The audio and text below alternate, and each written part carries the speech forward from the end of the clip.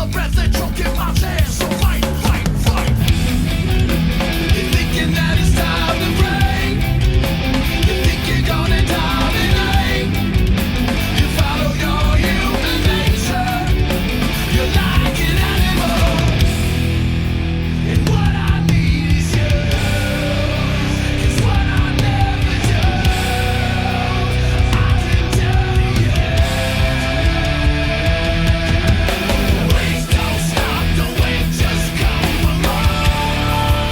The way you love me, the way you love me, you got a cannibal. You're like an animal, like an animal. Take your time, just take me like before.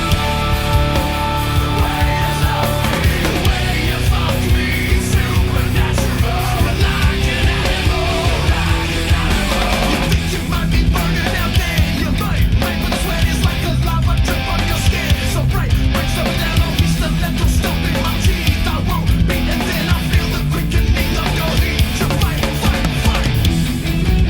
You're thinking that it's time to break. You think you're gonna dominate. You follow your human nature. You're like an animal. And what I need is you. 'Cause what I never do, I can tell you. Wait, wait, wait, just come along. The way you love me, you're like an animal, supernatural. You're like an animal. Wait, don't stop, don't wait, just come along. The way you love me, the way you love me, you got a cannibal. You're like an animal, like an animal. Take your time, just take me like before.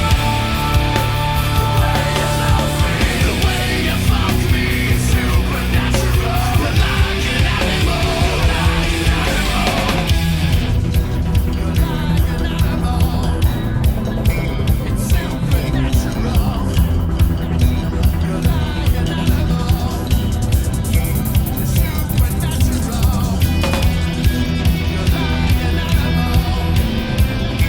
It's supernatural.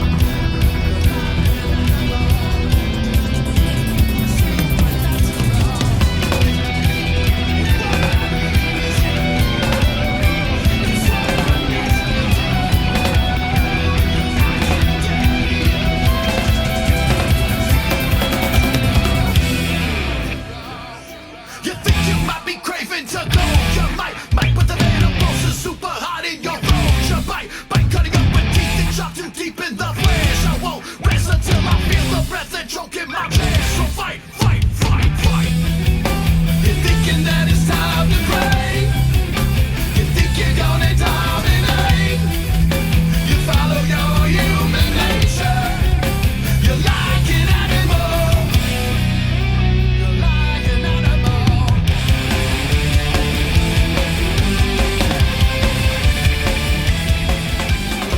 All right, welcome y'all to another BANGover podcast interview. I'm here with Michael. I know you as Miguel. Yeah, I go by Miguel. Yeah.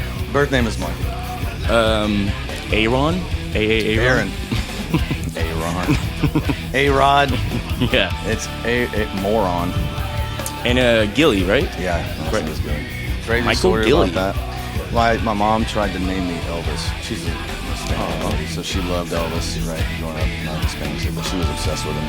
That's actually, I got crazy stories. The first concert I ever saw was Elvis Presley. What? In Odessa. I was like 3 or 4. My mom couldn't get a babysitter. So, Had to take him.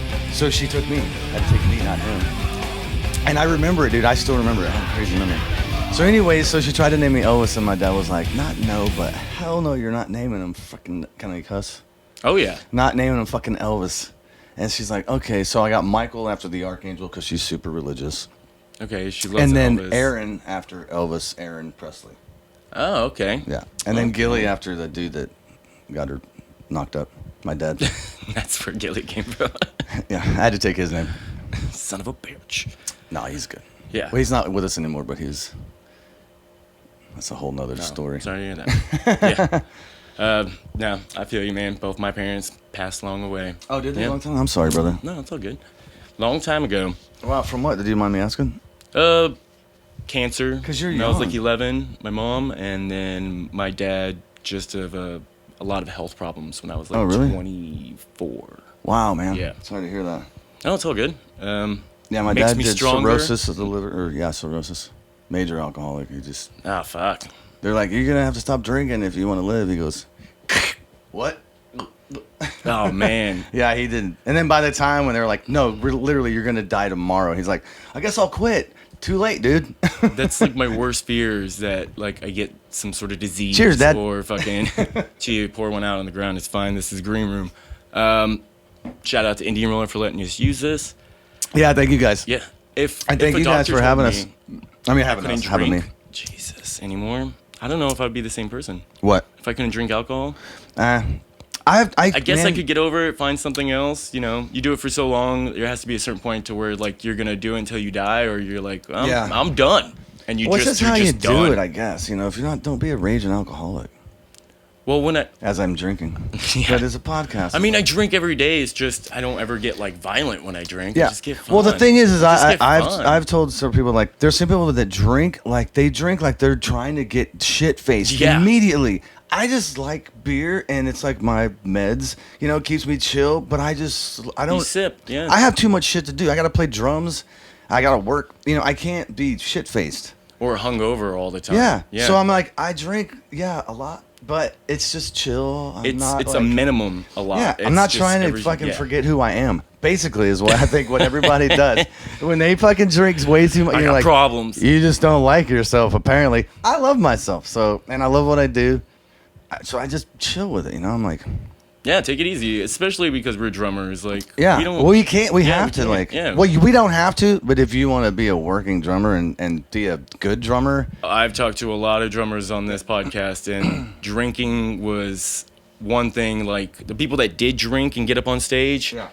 So many stories of them just like falling apart through a set, vomiting. I did it once. One guy was telling me he pulled his stick back, it shattered his glasses into the side of his eye socket, and he pulled his eye out of his socket. What? Yeah, because he was going like that, playing, drinking, and boom, the tip Who of the was stick. that? It was gotta Ty, meet this guy.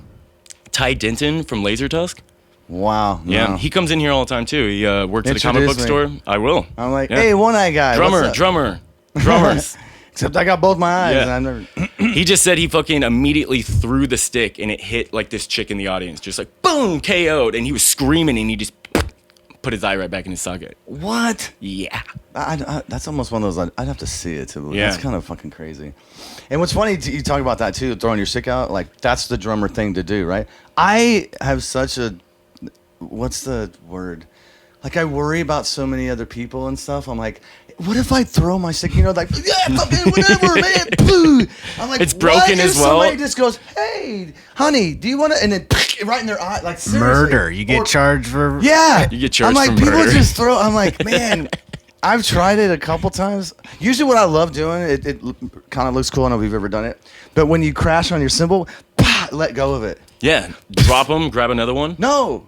And at I the mean, end of the like- show. Well, when you're yeah. done. Oh, I've And definitely you go, done that. Pow, Yeah. you hit the crash and it'll go ping if you do it right and it'll fly out into the crowd. You know what I'm saying? You use that as the Yeah, just the reflection just yeah, you just hit the crash poof, and it'll just fly out into the crowd. That's usually how I do it instead of just going here. You know? I was just the broken one. I'm like, get Yeah. this away from me. You're like, wait a minute, and then you go through your stick bag. Yeah. Here's one. Yeah. Oh, you want a fresh one? Here you go. Wait, you got $10? This Usually shit's not cheap. I don't know what to do with it, so I'm like fucking going like that. Yeah. And so many guitar players. I worry, dude, so much. I hit just like, Yeah. I'm like, oh, sorry. I hit my I just- fucking singer I just one get time. rid of it real quick. Yeah, I hit my singer once, and he gave me the dirtiest look. I'm like, really? You think I did that on purpose? But I went to hit Maybe. the crash. Pow! You know, we were playing. It was when I was with Coexist. Hit the crash, and you know how sometimes your sticks, the wood grain is just, sometimes they just break literally in half. Sometimes they just have a defect in them. Yeah, And they will break it was. immediately. Like the grain yeah. went like this. The grain went up and then went like this, Yeah. right? And when I hit the crash, it went straight forward, the top of the stick, and like ping, and it hit my singer like in the back of the head, like hard. They should know this by now And if he's they've like, played in "What bands. the fuck, man!" Yeah. I'm like, dude, my stick. Chris, how many times have you been hit by like pieces of shards of cymbal or? Of shart. Plenty of times. Yeah. So many times, and it's like we're at random, and you. How am I supposed to be like, watch out? Yeah. It happens so fast you can't. Yeah. Yeah, what are you gonna do? Expect it. That's what you should do. Well, for those that don't know, Michael McGill is in a ton of fucking bands. Yeah, I play in almost too many freaking bands. I wrote them all down here, and let's. Let's Yeah, I'm gonna see if you missed see. any. Like, let's see if I did. I miss think any. you might have. AC and the Bad Billies. Yep. That's the Rockabilly. We just played Saturday. We played Saturday at what do you call it? Happy Cow. That place is really cool. Happy Cow. Yeah, it's in New Braunfels. It's actually a really Oh. cool place, dude. Cool. It's a cool place. I saw They got the a flyer big for that. an outdoor. They have an indoor, venue, and then a smaller, obviously, with AC, which I kind of liked. No pun intended on AC and the Bad Billies. And then Sorry. they have a really big outdoor stage. And we started outside. Sorry if I'm interrupting, but we started outside, and they're like, "Well, if it doesn't rain," and sure enough, man. And I was like, "You guys just calm down." Everybody freaks out, So all the gear was out there, the subs and everything, and they're like, "Sprinkle, sprinkle, sprinkle." They're like, "Get the gear!" And then they went inside. I'm like, by the time you get that inside, you know this is gonna quit, right? Yeah, this is and summer then, rain. Sure enough, it quit. Yeah. Get some trash bags. Have them on standby. That's what we do. Yeah, but I just like- played with AC and the Bad Billy. That was Saturday at Happy Cow. Next. I'm having problems saying this one. Mala Nota. Let me see where. Mala Nota. Mala It Nota. means bad note. I fucking suck at this. Mala Nota. That's who I played with last night. That's the Latin band, and that we played at Sahara Lounge. First Thank show. you guys, for our very first show, and man, it was crazy. My mom came out, everybody's family. You have that place packed? It was. Get that dude. dip on the floor? The thing is, are you Hispanic? No. Yes. Yeah, okay. So His you last should know. name's Myers. He's a I looked liar. over the names and had to help pronounce them Right on. before. Yeah. So you This should idiot know. over So here now. a couple the dudes that started the band, Guillermo and Leo, they're from Juarez. So they're Hispanic. Our singer, we have a new singer, female. Her name is Priscilla. She's Hispanic. I'm Hispanic. My mom's, So you just have an in crowd already, like when you tell your family, I have a show, and then it was already like 50 people there. Yeah, if your family Holy lives in fuck. the area, they're gonna come out. And they all came in one car. It was crazy. Dude, I'm so fucking glad you packed that place out. Like, Dude, it was awesome, that man. place deserves it, man. I love that place. So I much. love playing there. The only thing that sucked is, I was like, I'm gonna bring my own monitor because last time I played there No with, fucking monitor. with the Lonesome Band, I didn't have a monitor. Lonesome Band was another band. I don't know if you have that one. Anyways, No. and he goes, "Yeah, we got a monitor, but it ain't working." Like, well, what's the Every freaking point? fucking And you know gig. how it is when you're okay. I don't know if anybody knows, but the stage setup at Sahara, the drummer and bass player, you're in the very back. It's very narrow and long. Right. It's kind of my like dick. for a lot of people to be on this stage. Yeah, It's so intended we for- had to do it in sections. So like me in the back, bass player next to me, the guitarist right here, one of the rhythm guitarists, another rhythm lead. They're both like rhythm lead, and then the keys, and then the two trumpet and horn. Fucking shit. Yeah. And Was then there a the sound singer- guy, or did you have to do all the sound yourself? No, I think we did have one. I don't remember, dude. I was so like, it was our sometimes first it's show. hit or miss. Like, Yeah. Yeah, that's true. It was our first show, so I wasn't focused on. I'm just like, okay, where's my monitor? Oh, there it is. It doesn't work. Okay, great. So I'm like, look, and my bass player. I'm just like, me and you lock in and do what we do. Then, you guys, hopefully you don't mess up. And yeah, it was freaking awesome. And Mark, our trumpet player, his other band played first. Another band he's in, but it's like reggae. Which I love reggae. We have a reggae song, but it's just real laid back. And then I was just, you're just waiting. Okay, man, it's our fucking turn. And our you stuff get is real. jazzed. I don't know if you've heard any of it yet, of the Mala Nota. Just a little bit of Well, it. you know what we've been getting, which is weird? They're like, because we're about to do also 512 Studios, the live. Yeah. Have you heard about that with AJ and Omar Vallejo and stuff? No, But they this have is the first time I'm 512 hearing Studios is off Lamar. The Vallejo guys, that's yeah. their stuff. So they record there all the time, and then they do live videos. Well, not live, recorded live, and then they air it on one of the TV stations we have here. But it's badass. So once a month, they'll show one of your songs. You do like 3 songs. Oh, fucking cool. Where was I going with that? That you guys were about to play over there, and the sound that you guys have is what you were getting into. You were asking me how yeah, it okay, sounded. so Bobby Sharon, I just did that podcast, and he goes, dude, you gotta check out Mala Nota, like get them on 512 Studios. He's like, well, we got a couple slots open. He's like, what are they like? He's like, I want rock. He goes, dude, they're like a Latin Rage Against the Machine. I was like, what? That's and then pretty we've cool. gotten it several times, and I'm like, I don't know if I really hear it. Maybe just because Leo, one guitar thing he does is that, I mean, he does this weird, it's a riff that, not a riff, but the sound that what's his name from Rage uses.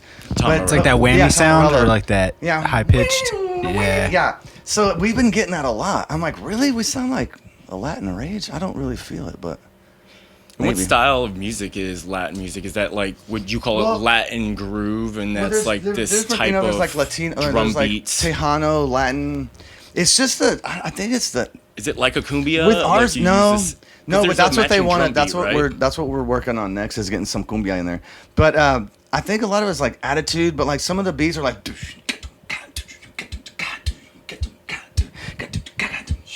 Yeah, that kind of sounds like a cumbia beat because it's right. It's just kind of the same beat, like kind of reworked cumbia in a sense. It's right? just so weird because there's so many. There's like clave, there's a clave beat, there's a cumbia beat, there's Okay. like and then there's Tejano. Boom, boom, boom, boom, boom, boom, boom, boom, boom, boom, boom. So that would be a like you listen Tejano to Texas beat. Tornadoes, like they gotta were write these down. they totally were doing like some Latin, like Tejano stuff, and then just adding English lyrics and It's really cool to mix like elements like that of like old styles of music, it's world fun, music. man. Yeah, I had such a blast last night. wow. Yeah, It's Hey, one of my. It's something that as a musician, I sound like a pig. It's one of those kind of things as a musician where you love certain kind of stuff. Like maybe you're a closet like Sade fan, but you're like, but I'll never be in a Sade band. When am I ever gonna have Right. that? You know what I'm saying? Yeah. And then you finally like, oh, You have an opportunity. now I have an opportunity to do this. Like I've loved this shit forever. They're like, do you know Latin? Or I'm like, shut up, just wait. Shut up. And then they're like, holy shit, I'm like, well, I'm fucking Hispanic. I mean, I claim in your that more blood. than my wife's side, just because I was raised by my mom and she's And your name being Miguel and everything. heavy-handed Hispanic.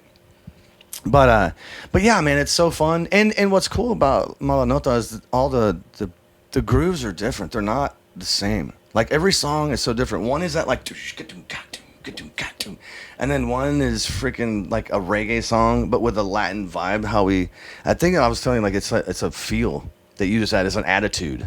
Right, kinda. yeah, it's just like a little skin that you put on each top of the song. Yeah, You know? and it just changes it to Latin. It's like when you're doing 16 notes. If you're doing, and you'll know this, if you're doing a 16 note like a sublime reggae feel, you know what I'm talking about? Right, yeah. And they do 16 notes. It's like on the hi-hat, right? But instead of going if you go, Start cutting them like in you know what I'm twos. saying? Yeah. As opposed to like that's a 16 note, or this is a 16 note. And it gives a completely different feel to it. Yeah. It's like a little bit of a walk. Yeah. Yeah, totally. So that, I mean, it's just, I think that it's just attitude but anyways, yeah, we had a great show last night. I was totally blown away, and that's probably why I Totally spaced a spaced little. today. Well, that's what I was saying. We fucking- got done. yeah. We got done. Dude, They you're were like, banged over right This now. is how good the show was. Watch this. I thought you were going to pull down your pants. I was Yeah, like, no, wait, what? that's No. later. Wait. This is how good the show was. This is the token that they give you to get a free drink Oh, yeah, I got some of those. that I didn't even use. Because everybody was like, hey, you're Yeah. just chatting. Everybody was hitting us up afterwards. Yeah, Like, you I can't gotta keep drink that for next time we go to before. Sahara. Yeah, right. You can't really drink before because you're the drummer, and then when Yeah. you're done, you're kind of exhausted. You got to pack up, and you don't really have time to drink after. They close Yeah. at 12. You know, Well, what we I mean? didn't even have to pack up right away. Like right when we got done, it was just like the crowd was just like talking, all the hanging out, families and stuff, mingling. and Yeah. just friends and family. A lot of friends came out. I was really, really surprised and happy with that. That so many people came out to support us, And you probably saw my post. I'm like, come on, man, it's our first show. I did see the I post. did He that was one post. I'm like, like, I hate to pull this card. card. Yeah, but I'm like, dude, you know how many freaking people's bands, like friends of mine, like Vallejo and those guys, and just other friends. And Sierra Lounge. That Am I've I saying seen. it right? Sierra Lounge. Sahara. Sahara. Sahara. I'm fucking this up. S What? Lounge. I can't say that place. It deserves a crowd like that. Like it's an awesome fucking place, and the energy and the vibe is always great. Yeah. And it never gets its it never gets the respect it deserves, in my opinion. I Yeah. mean, you get It that, did last that night. world music and that earthly band, but they'll do metal shows there. Yeah, my they- metal band's played there 3 times. Really? Yeah, They do a lot of different stuff. That's what I love about it. yeah, and I love the feel and the way it sounds. We really don't mic anything when we go up there. We never have a sound guy, and Yeah. it's the Oh, best really? sound. It's probably the best Well, probably because y'all do stage sound we've ever had. You know? it. Yeah. Do you have stage sound? Stage sound. Do you have stage sound? Do you mean out in front of the stage or on the No, stage? like just on the stage at Sierra Lounge. Fucking it is Sahara. Sierra. I think it's one that Sahara. says Sierra. Sahara. That's the desert, dude. Like Sierra Mist. Or what is it? I smoked too much Sierra. weed. No, Is it the Sierra Mountains? Mountains, not desert. Sahara. Sahara. I just watched Sahara. that movie the other day. Sahara. Sahara. Yeah, I couldn't hear. I've never really had a good stage volume sound there. Oh man. But it's Just to roll the dice, I guess. yeah, and then Some also people- like the bands yeah. that I played with there with, like the one band I used to play with there with a lot, it was called the Lonesome Band. It was Honky Tonk. So same setup, me in the very back, bass player over here, then our pedal steel player on the far left, then the guitarist, and then the lead singer guitarist. You know, and everybody's just that man, way. And yeah. and again, no freaking monitor. I'm like, With well, that what is much, it? yeah, with that much sound going on, I could see why you need. Well, it's more more laid back, but still, when everybody's just projecting that way, and then, you know, you tend to like, you know, play a little louder. It's hard to just sit there and like. That's my bass player too. Like right now, digress into this. Like, I go, okay, you played Sahara? No. I go, okay, well, dude, you're gonna have to turn up. He's an older cat, love him to death, but he's older, dude. So he's just like, turn way down, man. Like, boom, boom, boom, boom, boom, boom. You know, Yeah. I'm like, dude, this place you're gonna have to turn up because we're gonna be way in the back. He goes, or and you're not gonna be mic'd. everybody turns down. I'm like, yeah, let's just kill the energy. But here's the volume for the drums. Yeah, I'm like, Match that match because that. this is it. I Yeah. can't turn up. I can't turn down. If I play soft, it Yeah, could like, kind of get it like change softer. the way I play. You it's know. like, what do you mean, play with brushes? Yeah, What do I fucking look like to you? yeah, a metal band. Like, hey, let me get my brushes. I mean, that's one of my I know, frustrating things. Like, yeah, you're with supposed to take it rehearsing easy. sometimes. Like when I used to rehearse with, and I've used this analogy a lot because it annoys me, and I'm sure maybe you haven't gotten it because I do different types of music where they're like, No. hey, we're in the house. I think like, I know what you're about to say. Like, can you play a little softer, whatever? Motherfucker! I'm literally like Yeah. about to shatter my fucking teeth. I've had them. Just I've had them fighting so actually hard. ask me like, "Can you just use brushes for rehearsal?" Because we're in my house, you know. And this is my analogy. brushes? Yeah.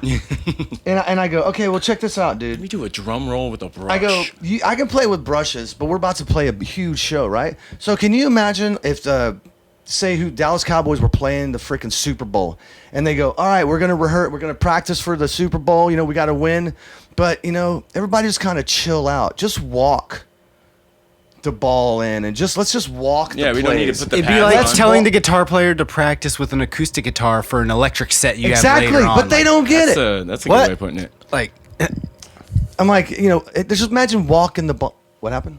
Oh, you know what I'm saying? Like, imagine walking the ball in. You could do and run the plays, but then where's your stamina? Where's your energy? You've been doing that for months. You have no stamina now. You have no energy. You want me to play this crazy shit at the show, but then just like, you know, play with feathers when we're rehearsing. Yeah, that doesn't make sense. I hate it, dude. Yeah, and again, it's really hard to. I think if it's too loud, you're too old. Shut the fuck up. I do get the sometimes I'll get excited and I'll start hitting it a little bit harder, or like if I'm maybe tired and straining a little bit, Yeah. I'll start hitting a little bit harder, or I'm losing focus, Yeah. learning a new song. There is It times, happens. there is times, but we are hitting the drums, and Yeah. the drums have one ba-drums. volumes. The ba-drums, The Jones go badonka-donk. the fucking drums have one volume. Yeah. This is it, you know. It's like you hit Well, it. That's they the have sound, several you know? volumes, but when they get so. I mean, you can hit anal it with softer, but I'm just talking about depending on what you're doing. Right. If you're just doing your like, if I jumped on a drum set right now, I'm gonna do it like this, you know, and that's all my playing is gonna be at this. Like, I'm gonna hit it this hard, you know. Yeah.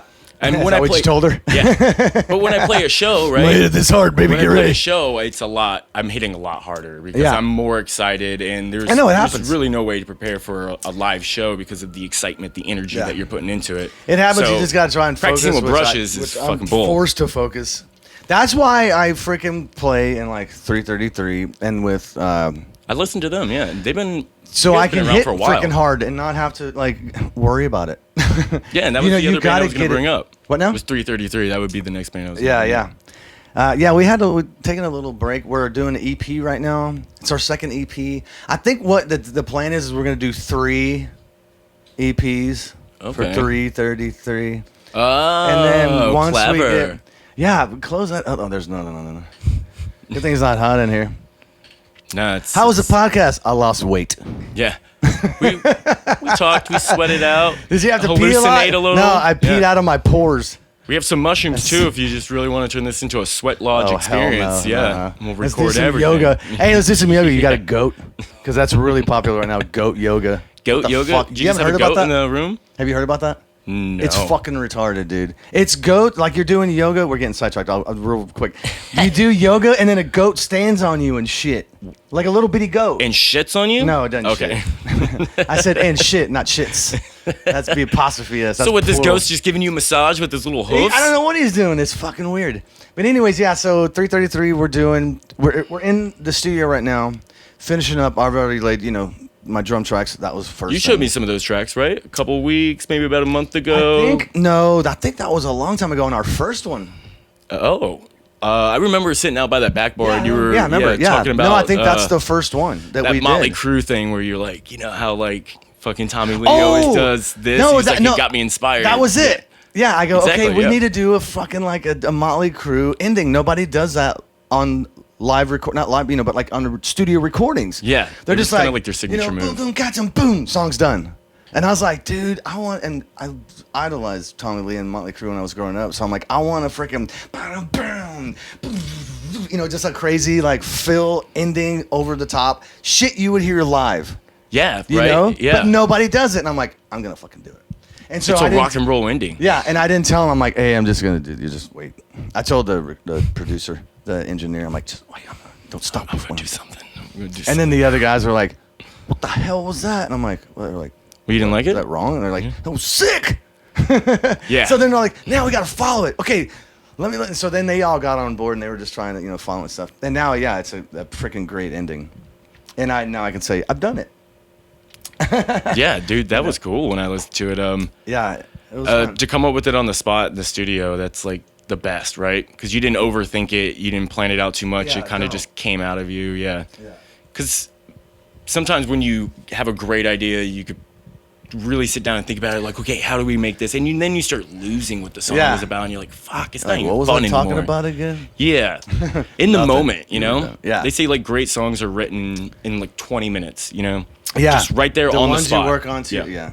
That tends to actually be 333 though. We freaking, not we, but some of them like just analyze the song too much. I'm like, man, just go with it. Just go with like Cheech and Chong Up in Smoke. Man, just I'm go high. with it. You're high.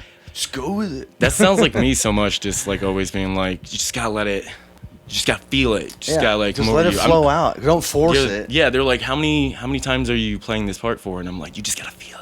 Yeah. I don't know. But actually, a lot of the cop-out. guys that I play with, they know my style now, and that is how I roll. They're like, well, how many measures are you gonna do it? And I'm like, I'm gonna do it how I feel it. And then when I go, this is time to change and go into the next, thing. And they're like, Right. okay, watch Miguel because he's gonna. And they know my style is like that. I don't count, especially on some hard parts. I'm like, I still won't count. I'll mess up and miss it before I'll count. Because it changes your rhythm and your groove and your pattern, your fills and shit. Well, you're going- thinking about the timing of it, and you're not thinking about what should I do on this part to get Yeah, there. There's you're too much counting. to think about now. So Yeah. instead of your it should fill, be ingrained in you. Yeah, instead of your fill being like doom doom doom, then it turns into 1 2 3 4 5 6 7 8 boom boom boom. Because it's hard to count like that. 1 2 3 and 1. But you are counting in the back of your head. But if someone asked you what the count was, Yeah. you're like, oh, I Yeah. know what it is inside. Yeah, But I no. can't I always tell them. you I what go. They go. fuck What I is the just timing? did." I go. You play it, and then I'll count while I'm not playing, and then I'll tell you what it is. But if I play, try That's to count. usually I do it too. Yeah. I'm like, it's 1 and then 2 and a 3 4 5 6 Grab 7 the 8 9 10 metronome, 11 start 12. tapping the phone. And then it's like that freaking. What's that? 1 2 3 4 5 6. What? You know the metronome on your Oh, phone where yeah. you like tap on it What do to you like have? get the speed? I just have one called Oh. metronome. Look, this And is he's what like, I okay, use. what's the tempo? This is what I use. Oh wait, that's my gay porn. And you just Hold come on. on. This is what I use. This is probably the best one I have. But if it's hooked up to my headphones, it won't do it. Yeah, this And so looks like it it has pretty doesn't good give you a sensitivity. click. It just shows you where you're at. Oh. So I have on every band I play with, I go, give me the tempo, let me know what it is, and then we have it. So it'll say, 98 or 120 BPMs, and I'll put that on my set list. So that's the first thing I see is a tempo. And then I use this, and I just have it where I can see it. So you don't hear a click, which is annoying as fuck. You I just hate know that what shit. 120 beats sounds like. You just basically know kind of. where. Yeah. You know in the gist. So if you start at 115, 125, but you're going for 120, you know kind of where you're Yeah. at. And then you go, okay, slow down a hair. Pick up a hair. But it's live. Live is always different because the energy and shit, Yeah, you're going to speed shit up. We were talking about that Yeah. all the time. Fucking Yeah. Sepultura. But on that note, we should probably take a break, let this bitch air out. Yeah, I'm and, done with that. We'll get back to this. For All sure. right, man. And we're back. Are we? Boom. All right, we barely made it through your list of Yeah. bands. I think we did God's two. sakes. We talked about 333 a little Get your bit. notes out. Yeah. A lot of past bands, too. Former bands that you were in that, being a drummer, you've been playing for so long, I'm sure. Yeah. That Well, not only drummer, that's just because I'm old. just because you're old, it's just time. And Yeah. then And I all just these love, bands like, add up. Yeah. I used to be kind of like, a Motley Crue, like one freaking band. We're a fucking gang, like Right. Motley Crue was. And that was when I was with Coexist. They came from Norman, Oklahoma. And this other band I was in, this kind of funny name, we were called Big Midget. Big Midget? Yeah, it was the name of the band. I got the story behind that too. How much time do we have? Because I'm old. I got a Oh, we lot got of time. stories. So, anyways, I was playing in a band called Nevolucio at the time. I got back here in '96. I started playing the day I got out of the military. I was in the Gulf War. I started playing the day I got out. I told my wife at the time, I said, babe, I love you, but I'm going to get drums the day I get out. I don't care. How old were you? I don't care what you say. I'm getting drums. Because I tried getting drums like when I was a kid, dude. I used to work for my granddad. I've been working since I could walk because my granddad owned his own business. And I would save up every summer for drums. And then, my mom was like, I got $1,000, Mom. Let's go get some drums. She's like, did you throw the trash out yesterday, mijo? I was like, no. She goes, yeah, I don't think you need to get drums today. Damn. Yeah, that was the excuse. She was anti. Now she's like, that's my son. He got it from me. I'm like, really? Did I get it from you? Yeah. What about that drum set I asked for when I was a Yeah. kid, huh? All those Summer after summer after summer. And then next thing you know, I'm in high school and then I'm doing other things, skating. That was my main focus. And then I lost my scholarship as an artist because that's what was my first and foremost talent was art. But I always studied and listened to music. And what I did, I would just get sticks and I would just play in my bedroom listening to every kind of music that I could, but air drumming. Just playing along to whatever they did. And then when my music changed, like I'd listen to Zeppelin. And then when I was a little kid, I actually got to sit on some drums. So then that changed everything because then I knew what the sounds were. I'm like, boom, oh, that's a tom. Boom, that's a second tom. Like, boom, that's a floor tom. That's a kick. This is a snare. I'm talking when I was little. Right. So then when I started listening to music again, I'm like, now when you're hearing what they're doing, you're realizing what they're doing. Right, you can hear all the As different opposed to, drums. well, you heard it before, but you had no idea what was what. I mean, I was a little fucking kid.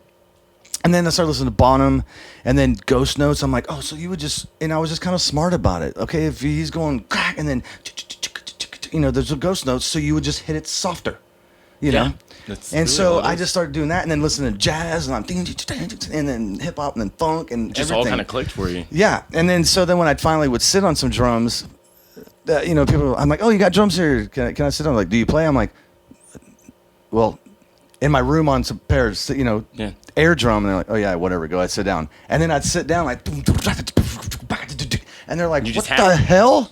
They're like, you don't play? I'm like, well, no, I just play. And it was hard to explain them. They're just, I'm like, you don't get it. You were just sitting there practicing, even though it wasn't on drums. You're still Yeah. practicing. That's the one thing with drums. You can learn learn. something. Yeah. You can't do that with guitar or anything else. Yeah, you don't need an instrument next to you. I have this table. This is my drum set. Or now. not even.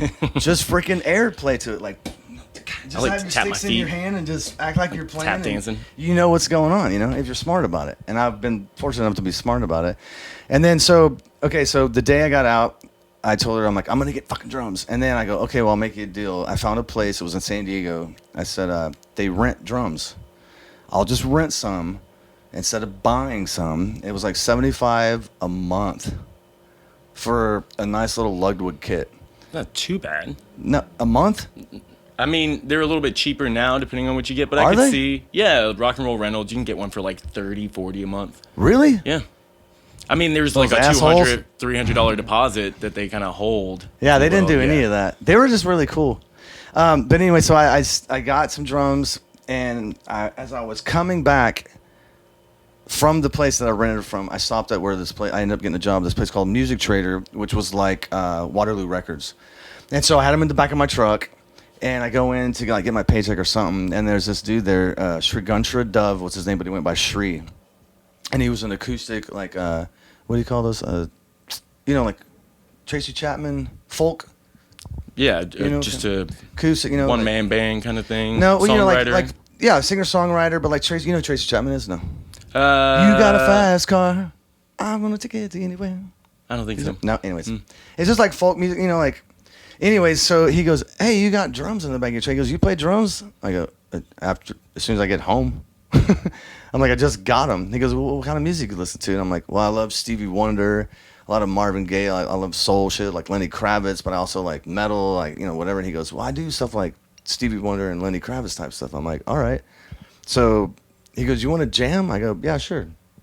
Went and jammed it with him for a while, trying to get the band together. It was just 3-piece. We had a bass player, rehearsing in like Waterloo Records, like when the store would close. Fucking, And that's then we just pretty rehearsed. cool. Yeah, it was cool. This guy was awesome, and our boss was really awesome. He didn't care. He was very anti-censoring shit like that. He hated, censor. Anybody like don't censor. He's like, dude, you guys play whatever the fuck y'all want to play. And we'd have some younger kids that were. Well, I was young then too, but they'd be playing like gangster rap, cussing and stuff. And I remember this one time, the lady came. She goes, "This is very offensive. Would you mind turning it off?" And the kid goes, "No." I won't. He goes, and she goes, excuse me, I don't think your owner is going to really appreciate that. And he goes, hold on 1 second. He goes, hey, Bob, you there? Okay, hold on. This chick wants to talk to you. And she's like, what? He goes, here's the owner. And she goes, yeah, they're playing some very offensive stuff. And he goes, well, you don't like it, get the fuck out. Damn. Yeah, this is art. And For she God's was sakes. like- Why would you start a record store and be like, I don't Yeah. like these types of music? Like, what? But that's how I started playing with this guy. And then the bass player quit. This is basically the beginning of how I started playing. So I turned 21 in Singapore. I was out in the Gulf War, but we hit a port. It was Singapore, and I remember being stoked because I'm like, oh, I'm fucking 21. And I would remember I was waiting for 6th Street to turn 21, so you can walk up and down and get all your free shots, Oh, right. And then next thing you know, I'm in the Gulf fighting a war, and I'm like, fuck, man, I'm about to turn 21. They're like, well, we're about to hit Singapore. I'm like, yes, at least I get to be on land and turn 21. So we go there, and they're like, everyone's like, yeah, it's his birthday, it's his 21st birthday. And they're like, yeah, and they're like, what's his 21st birthday? You got like free shots. He's 21. He can drink now. And they're like, you can drink here when you're 14. Yeah, I didn't think they had any Yeah. laws against that over in Singapore. Yeah. So anyways, got back. And that was 21. So I was about like maybe 23 when I got out in 94. And started playing with him. He was the first band that I ever started playing with. Then the bass player quit. And he goes, man, I got all these shows, but we don't have a bass player. He's like, you know how to play percussion? I go, yeah. And then I left, and I was like, fuck, I got to get some percussion. Yeah, right? It was like, I never played percussion. So I went back to where the rental place was. I was like, hey, man, y'all got some percussion and shit like that? He's like, what do you want? I'm like, I want some congas or something. And some cowbells and shit. He goes, yeah, Shaker? yeah. So he's like, yeah, just take it. Timber. We can pay it later. I ended up making real good friends with them, and they were really cool with me. So I got congas, and that's how I started playing congas, which I played last night. I have them. You probably dig this. So I have my whole set. Have the timbal, which is a Latin percussion thing, and then I put my 2 congas right here on the floor. So we have this one song where I'm playing, and then I go poof, and hit the crash hard as I can, and then let it ring out, and then put the sticks down, and and then fucking pick it back up, and then go back into the song. So I started playing percussion. Did that for a while, and then I think we just had a falling out. It just wasn't going anywhere. But we got to open up for Jewel, which was crazy because she was in San Diego. That is crazy. Yeah, dude. We didn't even someone. know who she was, but we were just like, wow, she's good. And we opened up with her like Mecca Java, I think it was, or maybe what was it called? It was some coffee shops in San Diego. But we used to play with her all the time.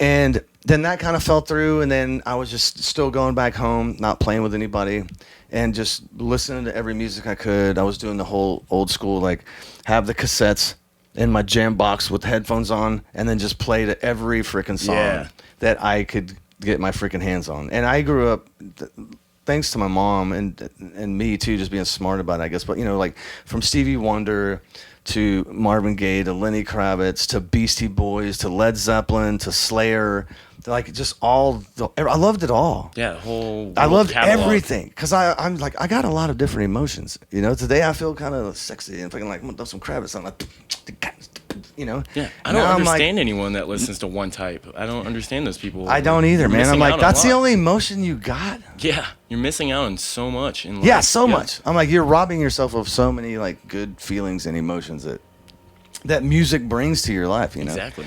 So I went back to that and woodshedded a lot more. And since once I got out, actually that's when I started. I started playing for about 3 months. I took time off. I just got back from the Gulf War. I had enough money saved. So I'm like, I'm just gonna fucking play drums 8 hours a day, and that's my job now. That's all I did. My wife would go to work, and I just played all freaking day, just listening to shit for about 3 months. And then after Shri, when that ended. Then I found this other band. They posted something up, and they were called Dodgeball, and they wanted a drummer, and it was like power pop punk, like and kind of ska. They were like No Doubt. We had a female singer. Oh, Yeah, it is the time for it, I guess. Yeah. Back then it was like what year was that? Like 94, Definitely the time. 94, Yeah. and they were just making it. Because their first album they put out, that it went nowhere. I don't know if you know this backstory of that. Of No Doubt? Yeah. I've The seen one, behind the music. Kingdom, whatever, the one that had like, don't speak, I know what you're... I thought that was the one that made them blow up. No, that was, but they had an album before that went nowhere. They were signed already and went on a whole tour to like me and you and him. Well, that's probably a Like, good thing for them, this was the though. crowd. Yeah. There was nobody there. They went a whole freaking year for a tour and it went nowhere. Then I they think put out that's the next good, though, right? Because Yeah, you gotta don't go wanna- woodshed and like go You get don't want your first album to be that fucking big, and then you're gonna follow that shit up. Then like you're gonna follow like up. Nirvana. See, not their first album either. No, it wasn't. But Yeah, that's the so- one. Yeah. Yeah. But yeah, it's and like you're right. You're awesome. right. The Yeah. second one being your biggest, you're off to a good start because you want to start off slow and let it build Yeah. up. Because The if Guns you, N' Roses thing, like your first album. Yes. Oh, that one was like, exactly. holy shit. A lot of Overnight. bands, a lot Famous. of bands. You can't even get past the second album. You break up after the first one because it was Yeah. just too good, and the fans don't care about the second one. And then by the time it's the third one, you've already lost all your fucking fans that you had. So it's very important. Yeah. So I ended up joining this band. It's called Dodgeball, and within I think like 3 months after joining them, we got signed to 2 indie labels at the same time, which was kind of weird. Yellow Records and Goldenrod Records. And then we just started doing stuff. I wish I had some of those recordings, but that's back in the day before like social media and all that. Right. And we put out 7 inches records. Records. Yeah, just to clarify. There's still a thing nowadays. What's coming back? What Oh yeah, find is weird well is fucking vinyl's still cassette popular. tapes. A lot of people still do vinyl. Not like really it. mini cassettes, but Punk rock. we need to Lot bring of back cassettes. 8 tracks, Yeah, right. reel to reel. So I played with them for a while. We were signed. That was some fun stuff. That was like the second band that I was ever in. That was around like 95. And then it joined, that kind of fell through. We just weren't getting along. I know, but it was fun. It was a good run, you know. That's what I would chalk up shit up to. Like, you do bands for a while, and you're like, that was a good run. It's not like we're going to be Yeah, Aerosmith. I mean, you know? It ran its course. it ran its course. Yeah. Right? Yeah. And then after that, I joined this other band called Purvis. The worst. But when you're just starting, you know, like, I'll take anything. Was it polka? Is it hip hop and polka? All right, let's do this. You're a drummer. You just want to fucking play. Let's do this. Yeah. So they played with them for a while, and that was just that's a whole nother story. I don't even want to get into how that went bad. let's just say the lead singer's girlfriend had a thing for me. Oh no. And yeah, that went south fast. So everything was going bad in San Diego. So 96, I decided, I'm like, I need to move back home. I just got a DUI, which was horrible. And then the way I got it, too, was retarded. California. Yeah, I'm like, ugh. Yeah, it was bad. And the way I got it, too, was retarded. Like, say, here's the main street. I'll just tell this real quick. Here's the main street. Like, here's a strip. Here's a pool hall right here, right, where we're hanging out. My car is parked right here. And me and my girlfriend, we walk out and like, all right, I'm gonna meet you at the house. So she's standing right here. I go to my car. I go to the turn light, to the stoplight, right? Not even stoplight, just a stop sign. Like, just wait. There's not even stop sign. Just like, you wait till you go right. So she's out. She goes, babe, meet me at home, right? Do you want to stop and get in there? I'm like, no, I'm cool. I'll see you there in a minute. Cop car. In the alleyway, like no, right here. No, this is a lot? street. Yeah. This is a street. This is the main street, right? And so the light turns green. There was a light. The light turns green, and I'm talking to her, and then I'm like, oh, fuck, there's a cop behind me. And I go, I better go. And then I go like this. He goes, woo, whip, hits me up right there, and I go, right there. From here to here to the front of the door of the freaking pool hall. And he goes, you fucking blah, blah. And I'm like, man, what the fuck ever, dude. So I go out, and he's like, can you say ABC? He gives me the whole field sobriety. I'm like, yeah, A, B, C, D, E, F, G, H, I, J, K, L, M, N, O, P, Q, R, S, T, B, B, C. Fuck! Yeah. Fuck you. Right at the end, too, I remember I fucked up at the last part. Because you were a little tipsy, or you're just I like was a kinda little, pissed? but I wasn't shit-faced. I was just Yeah. a little, and you're nervous and shit. Exactly. And he goes, I'm going to have to take you under arrest. And my girlfriend at the time, she was black. So she was just like, get the fuck out of my boyfriend, motherfucker shit. And I'm like, you're making it worse. Like, yeah, like, he's like, you better tell that chick to shut up, man, before we're going to arrest her, too. And I'm like, bitch, just be cool. bitch, be cool. Tell that bitch be cool. Be cool, honey bunny. Yeah, dude. God, Fucking that from here to sucks, here. That was dude. like the worst one. I don't even have a good story. I mean, that is a good story, but like, how lame. I went, I mean, you constantly hear stories about people just sitting in the parking lot with their car on. oh, I've keys gotten in the arrested that way ignition. too. Yeah. In Tennessee, this is another screwed up one. I was waiting for my girlfriend. She was working at this bar, what do you call it, like a sports bar kind of thing, right? And I worked all day, so I went to see her, and then I ate, and then I'm like, babe, I'm just gonna wait. You're almost off. I'm just gonna sit in the car and wait till you're off. But I got in the passenger side, and I wanted to hear music, so I turned the ignition backwards. So the car was like, Oh, right, yeah, not into the on, alt. but the keys were Yeah. in it as I'm listening to music, and then I fall asleep because I'm so tired. Ah, fuck. King, king, king. And we he's go. like, what are you doing? You about to drive? I'm like, no, sir, I'm not. I'm like, my girlfriend works here. I just got off work. I worked all day. He's like, well, you're sitting in the driver's seat. I'm like, well, because I wanted to hear music. And he's like, get out of the car. And he arrested me. And then she came out. Everything was like, sir, he hasn't done anything. Like, they were just assholes. It was Tennessee. Fuck, yeah, they were just looking for something to fuck with Yeah. you. They didn't like the cut of your jib. Yeah, right. Okay, so where was I at? So I got back 96. Where was I at? You were moving from San Diego, Yeah, I coming came back back here. home. Oh yeah, I came back here. Then my buddy Mike Longoria, he plays with a Tosh. He's a really badass drummer. He's one that's been fortunate. When he was like 7 and he wanted drums. His mom got him drums. God damn it. So he's just a badass. He's one of those just technically. Well, good for him. He knows all his doubles and triplets and flams and all that crap. I'm like, I like to rock out and whatever. But anyways, so they hit him up. This guy, his dad was the dean at Berkeley. Whoa. Yeah, this guy that was looking for a drummer, a guitarist. He was a virtuoso, Stevie Ray Vaughan, so like whatever. He could do anything. That would have been intimidating. Yeah. He was he knows good, his shit. but I was at that point though, man. Like I'd pretty honed in on my game, in those few years. You were practicing 8 hours a day. Yeah, I mean, I honed in pretty well, and I was really diverse with the stuff that he wanted, and he was wanting kind of like funk, rock, groove, and I'm like, well, that's kind of my wheelhouse. Like that's the shit I love. Like I love rocking out, but doing like just funk. That's fun. Yeah. I love it, dude. So my buddy was like, why don't you hit up this guy, Miguel? He just got back into town. And so he hit me up. I went and auditioned for him. This is another funny story. I'm telling you, I got tons of stories.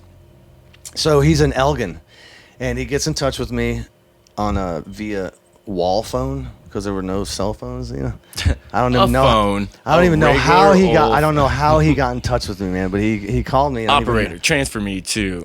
yeah. So he's like, well, I'm in Elgin. You want to come and, see if you like us and jam out and stuff? And that's what everybody always does is like, hey, you want to come audition? Like, well, yeah, I'm going to audition you. You want to see if I'm good enough. I'm like, let's see if you're good enough and if I like you. Right. You know, a lot of people, they bands someday, they're just like, yeah, you want you to come audition and see if you're good. You know, I'm like, well, see if you're good enough. Right? See if I wanna like be you. in this It's not fucking just band. about, can you do these beats and all this shit. Yeah. It's like, are you a dick? We have to be able to click. Yeah, you know? exactly. There It's should like, be a good energy. Like they talk from the on get-go. movies, like, oh, they have such great chemistry. Yeah, exactly. Well, it's got to be the same thing with music. So, but a lot of bands, they don't get that shit. But anyways, so I went out to Elgin. I was driving out there. I'm like, well, I'm gonna stop and get some freaking beer before I get to his course, house. yeah. Stop at this convenience store, and there's this big freaking fat hillbilly. There's like guts hanging out, his shirt's up to here.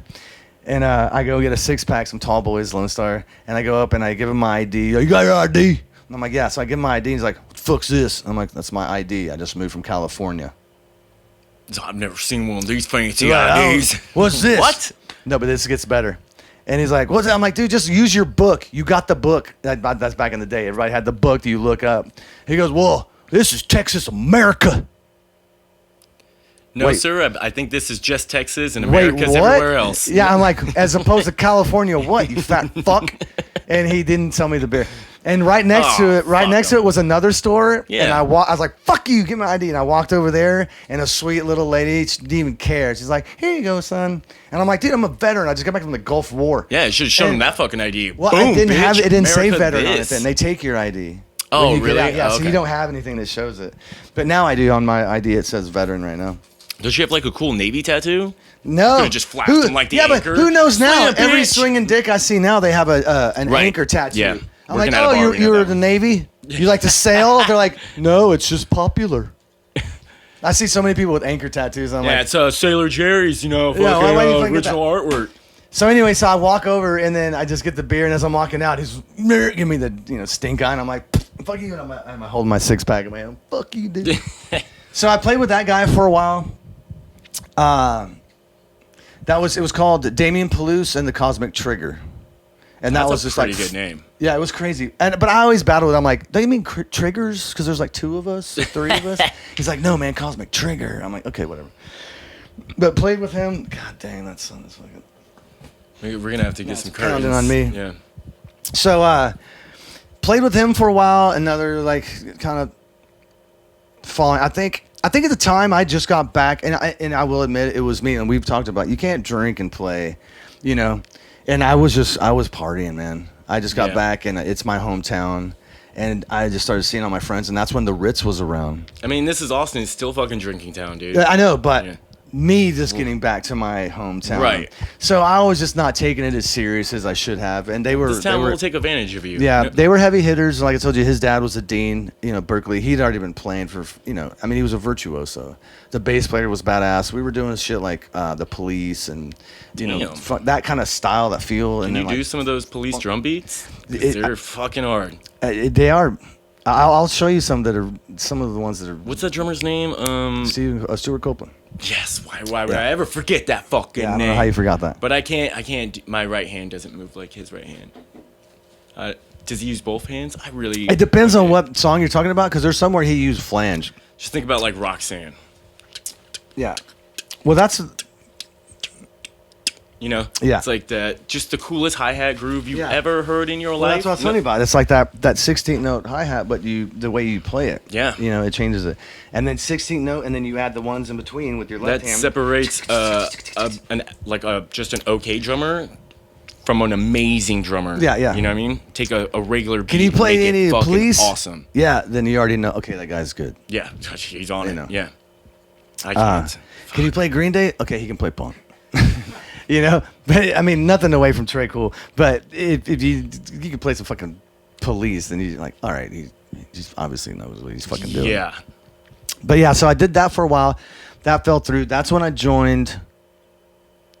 I went to a party and saw this band playing, and they were called Nevolutio. And what it was the word evolution, and they had it in a circle for some reason. The word evolution, so they just went one letter backwards.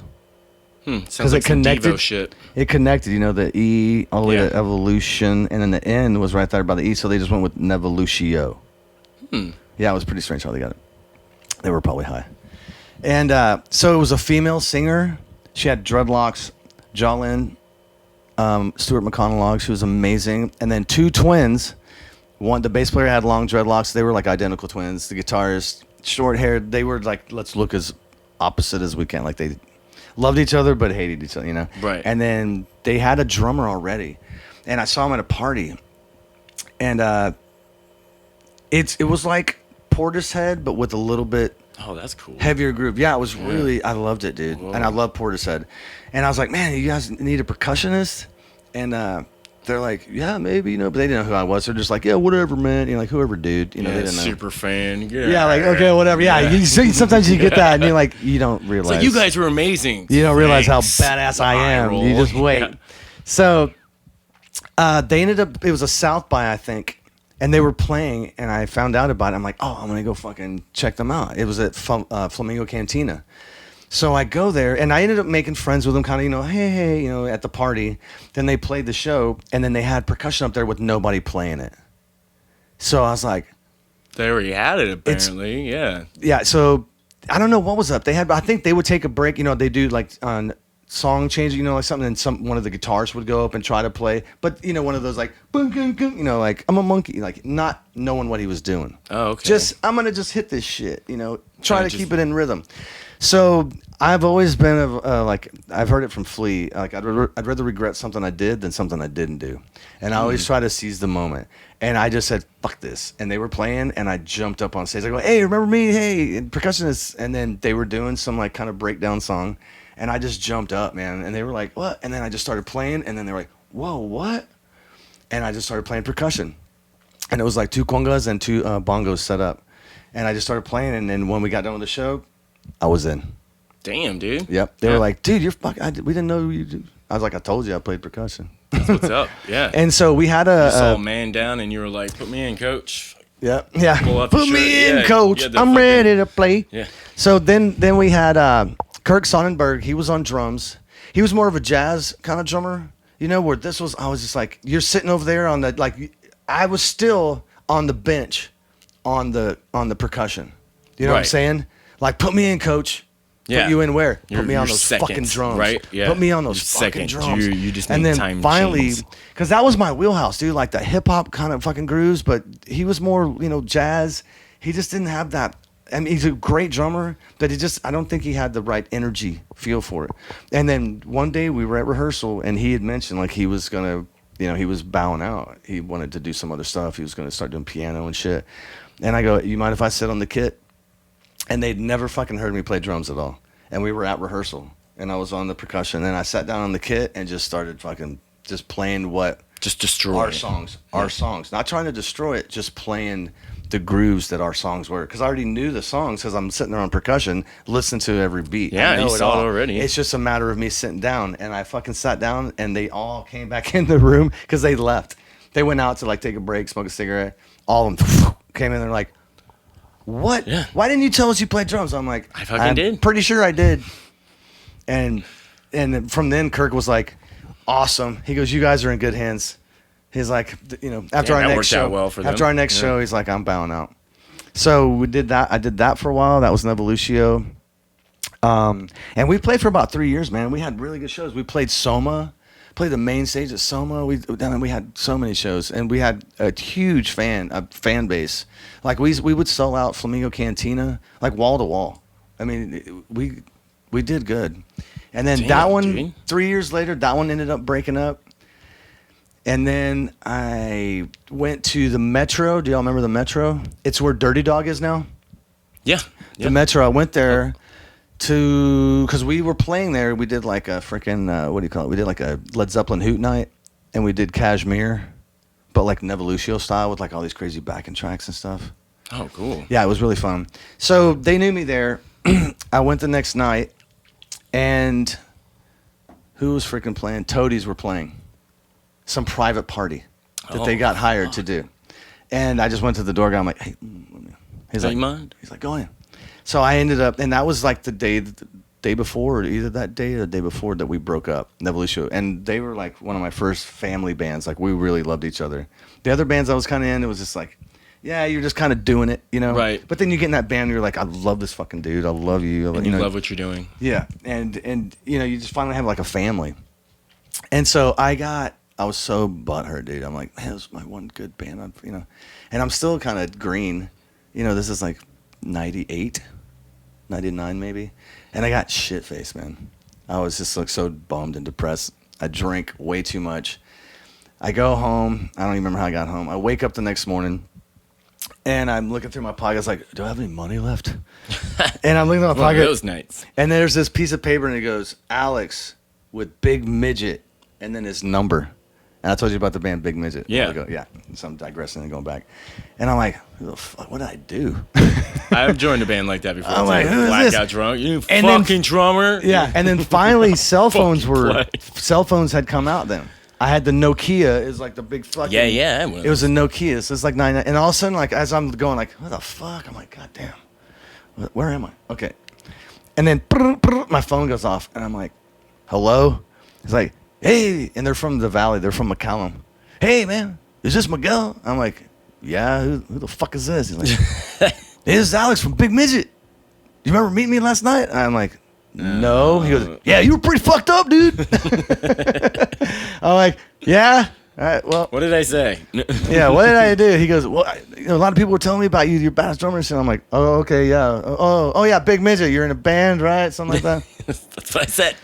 So I ended up getting together with those guys, played with them for a while, and that's when we started playing the Back Room a lot. We'd play Fat Tuesdays. I don't even remember Fat Tuesdays. Played the Back never got Room to a go lot. there, man. What? Never got to go to the back room. Yeah, well, Fat Tuesdays, that was on 6th Street, which now I think is that country, or no, maybe they changed it. Oh, again. that was the name of the bar. Was Fat Tuesdays? Yeah, it was Fat Oh, Tuesdays, yeah. Never been there either. It was like a daiquiri. Well, then it was the daiquiri factory. There's all kinds of dumb shit. Anyways, we played there a lot. So I played with them. We had all originals, and then we would do like one of my favorites, which you'll probably love. We did Judith. Ooh, yeah. Fun song to play on drums, It dude. really is, dude. Fun song to play. If you can do it, it's fucking. It's a hard song, but it's fucking fun to play. We do that, and then we did War Pigs, but we did the Faith No More version. Oh, nice. And Yeah. and then also like my version of the Faith No More, you know. But we would do that, and then I played with them for a while, and we did a Fat Tuesday show, and back then I got the idea from this dude. I think they were called Gold Spoon in San Diego. In San Diego, there was a place called Soma. That was my first show. That's a really interesting story, too. The first time I ever freaking played live. It was at Soma in San Diego. And I remember... Do you remember the first time you ever played a live show? Mm-hmm. Like, when they go, give me your kick. Yeah. And you go, like, bring it to you? Yeah, like, what do you mean? Bring it to you? I'm like, it's right here. Like, Your kick hit drum. your kick. What about... Oh, okay. Boom, boom, boom, boom, boom, my boom, boom. foot or a slow stick? down. Slow down. Like, boom, boom, boom. Just boom, boom. Steady Just give me your beats. kick. And I have my monitor here. And I'm you're like, sweating what is already. this? What is this doing? What am I doing? I don't know. It's my first fucking show ever ever. And he goes, you want some in your monitor? I go, yeah. Yeah. Is that good? No. Think it's too much? No. And I'm like, holy fuck. That's my kick. Yeah, it really does change the sound. Dude, Mike, it was a that huge. picture, One of my right? first, Yeah. my very And the first show subs? was in a huge venue, not a fucking like garage. It was a fucking huge venue, and I was just like, "What?" He's like, "Give me your snare, like the same way." Yeah. I was like, "Fuck, toms." I'm like, Toms sound great. Yeah, I was like, "Whoa, this is insane."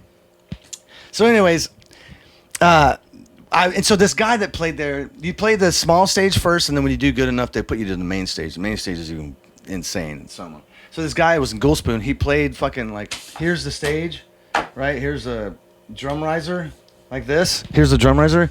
Here's how you set up facing forward, right? Yeah. I set up that way, completely fucking sideways. My kick straight that way. Here's the guitarist, singer, bass player, monitors. He would set up this way. So when I got back here, I started doing that because it was fucking cool. Because I got to see everything that he was doing. And Yeah. I'm like, now I want them to see what I'm doing. I want, you know, like That's true, yeah. Instead of sitting like this, I'm fucking, you know, you just see the kick and you don't You see me. a face. See I sticks fucking would turn forever. this way, and I had a popcorn, you know, so I was always like looking this, and you're looking this way a lot when you play. You're not always looking forward. And a lot of times you're like fucking, you know. Yeah, exactly. You just tend to look this way. So I'm like, well, it's even perfect. So I started setting up that way.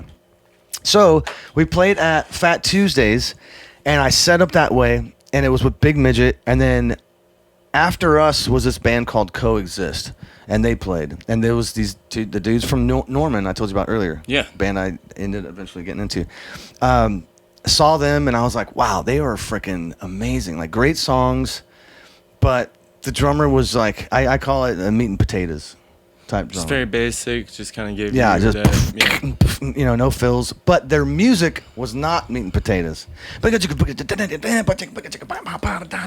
he was just like, you know. He's like couldn't keep up with it. He just, yeah, he wasn't. He was good for what he did. He was just meat and potatoes. And I'm like, God, they need so much more. They need me. And You know what you guys need? Little Miguel. You need me. So we played with him, and then had a great show. Then about a week later, I go to get looking to get my arm started. I wanted to get my left arm done, and a friend of mine that worked at, it's now called Baker Street, but back then it was called Alligator Grill. Do you remember that? I think I do remember. You know that. where Baker Yep. Street is, right on Lamar, Yeah. right? So went there, and my buddy was like, "Hey, dude," and I loved his arm piece, and he goes, "Well, why don't you go to Atomic? That's where I'm going. This is my buddy. Go introduce yourself, tell him my name and stuff." So I go there. He's not there, the tattoo artist. So I'm like, damn it. So I'm leaving, and I'm all kind of bummed, you know, and I'm like walking out, and then right before I get to the door, I open it and I look up, and it says Coexist needs drummer. Must be 21 to like 25. You know? Damn, keeping that age range. Yeah, because they were young. Right. You know, versed in this and that, blah, blah. I'm like, oh, shit, we just played with them. When I just said, Right. I wanna do you be know in what that. they need? And so I was with my son's mom at the time, and I go, babe. And so I get the fucking number, and by then we have cell phones. This is like 2002. 2002, I think. Oh, I forgot about In Limbo. That's another band I played with. You have a lot. Yeah, I've been playing with a lot. I'll have to go back to them in a minute, but this now that I'm on this. So I fucking call him up right then, and I just got me a brand new DW kit. Brand new fucking silver sparkle DW Silver kit. Sparkle. Yeah, it was the shit when that was the first time that they came out with that shit. You know, you've seen like the reds, but you know, it's like glitter. Yeah. You know, No, that's the same color as my drum set, and I absolutely hate it. But it's just DW?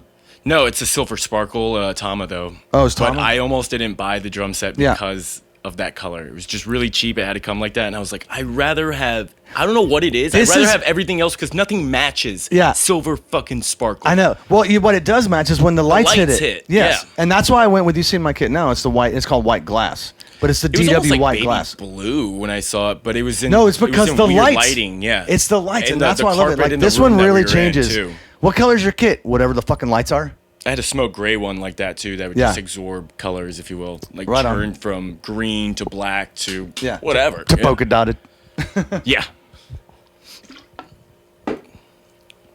So I call him up right there as I walk out of the freaking tattoo shop. I go, hey man, I'm like, who is this? He goes, this is Kyle. He's like, who's this? I'm like, hey, this is Miguel. We just played with you. I'm in Big Midget. I'm the one that he goes, you sat sideways. I go, yeah, that's me. He goes, dude, what's up? I go, I just saw your flyer. Are y'all looking for a drummer? He goes, yeah, dude.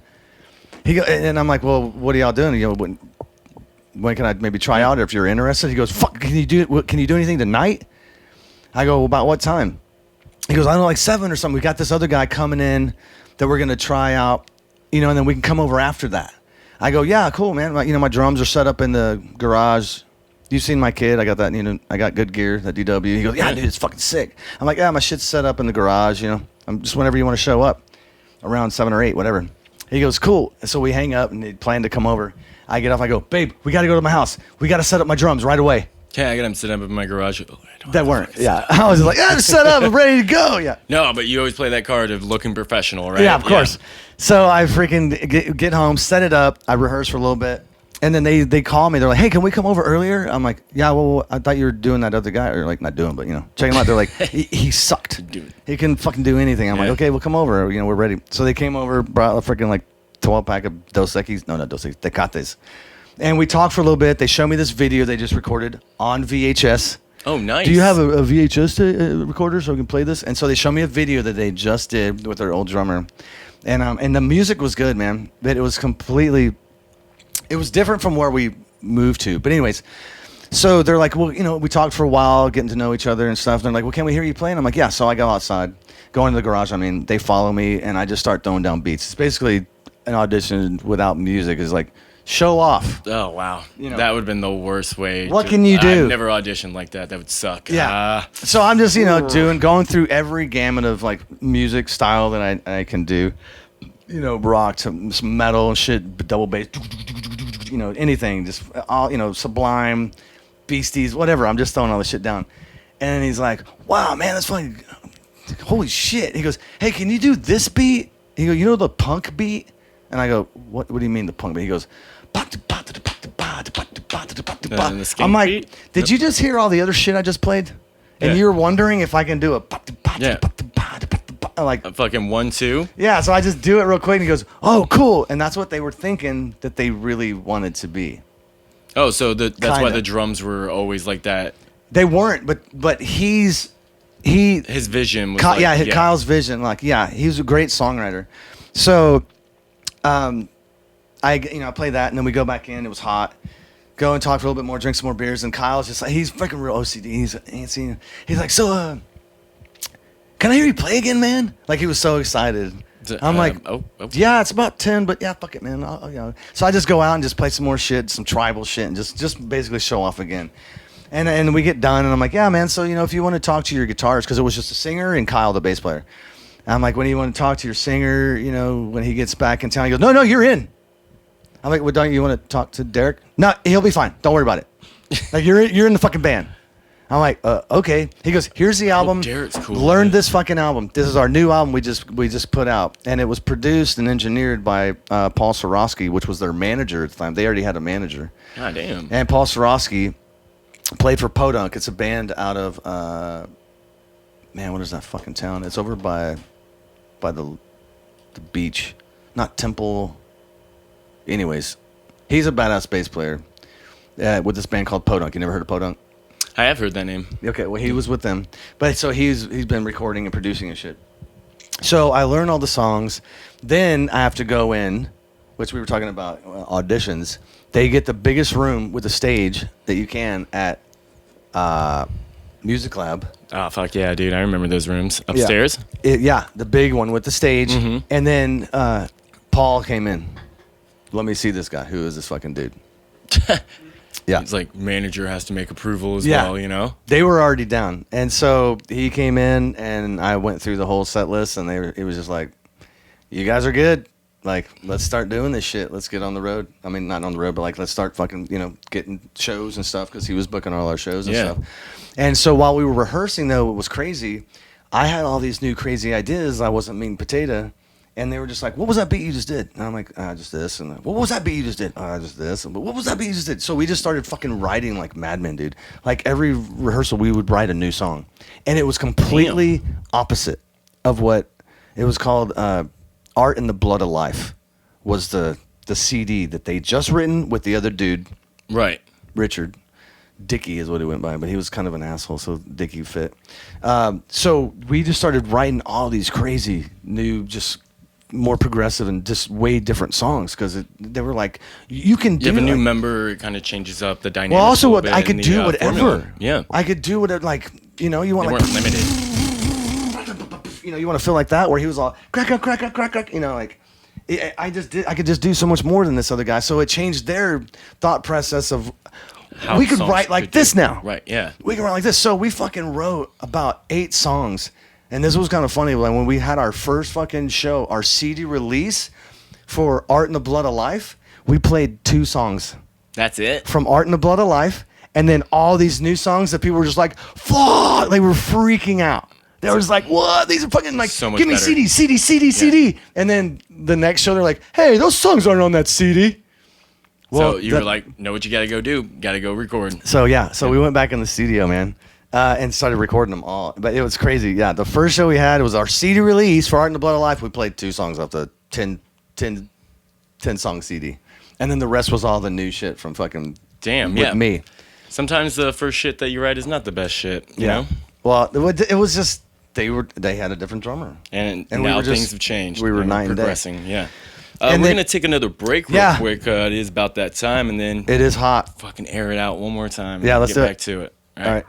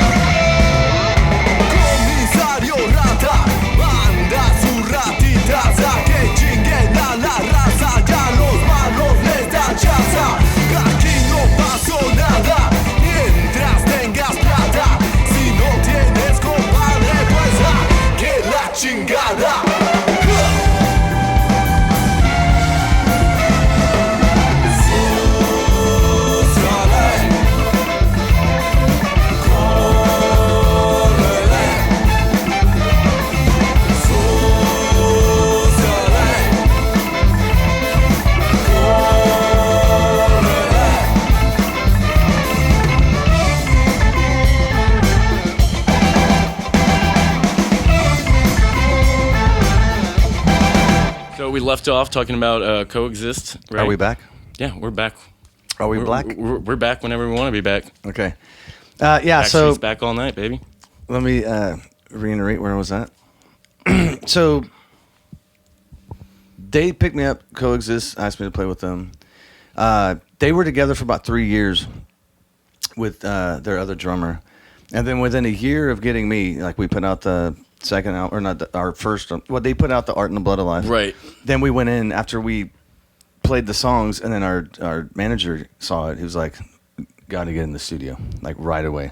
Like this is crazy stuff." Like, so we did that, and within a year of me being in the band, we were just hitting up, Austin a lot, doing the back room.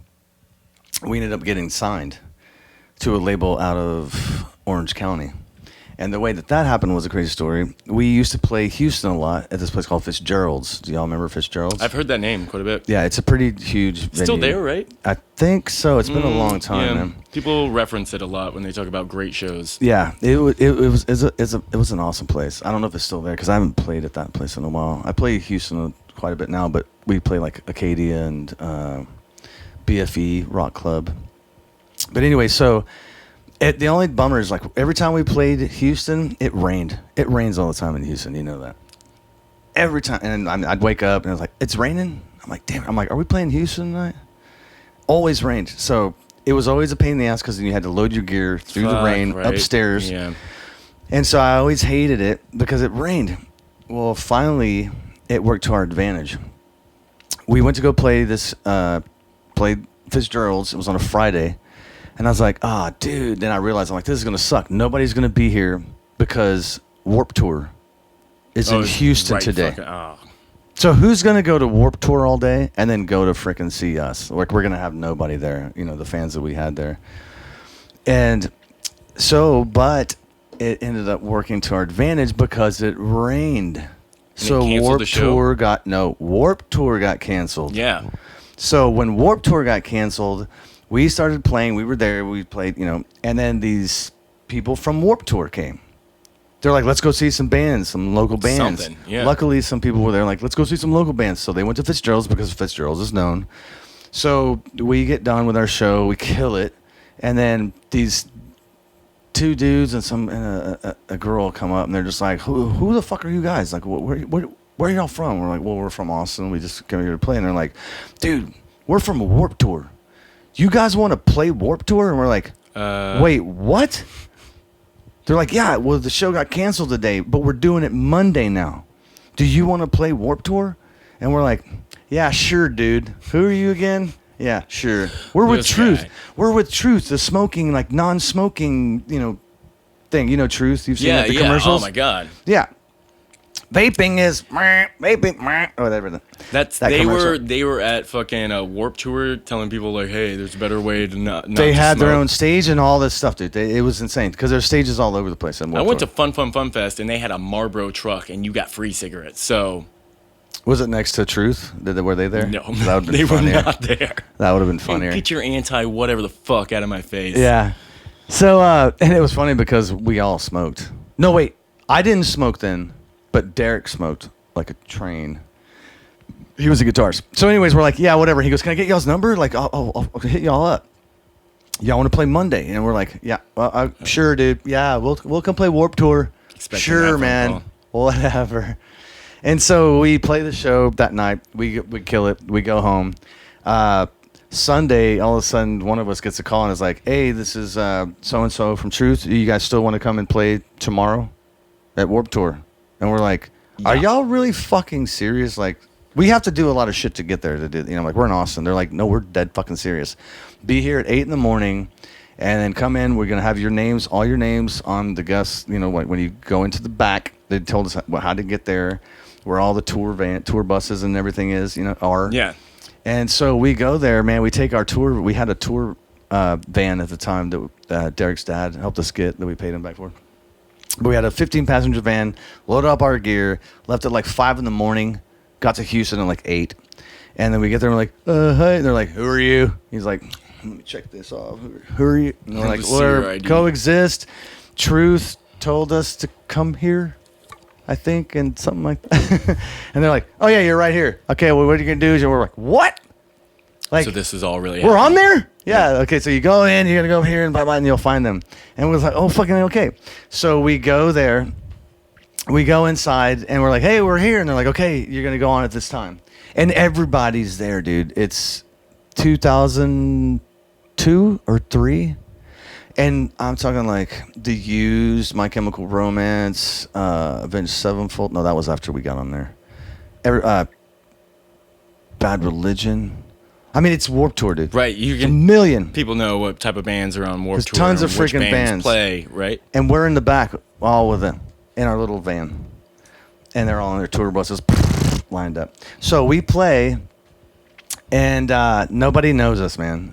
Nobody knows who the hell we are. They just like, all right, there's your stage. Go do what you do. Whoa. So we had all our merch. We had tons of shirts, tons of CDs. The new CD that we had just put out. And it was a picture of me in the background on drums. That's front of ours. She took pictures of it. It's me on the drums in the background. And then there's Derek on his guitar with a cigarette hanging out of his mouth. Because he loves to smoke. He was playing with the cigarette in his mouth. And so this was what was funny is when we started, after this show, they told us, they're like, well, you know we're with Truth, right? Like anti-cigarette. And we're like, oh. And they're like, do you think there's any way you can cover up the cigarette in his mouth? So what we did is we got these little, like when you're trying to sell something, you get those little stickers like orange. We'd put them, all our CDs, we had to put all fucking like hundreds and hundreds of CDs out and then like put a sticker over his mouth. On every one with like, the price on it. Yeah, the price tag right Yeah, there. but over his mouth. Because he had a friggin' cigarette in his mouth and we're playing for Truth.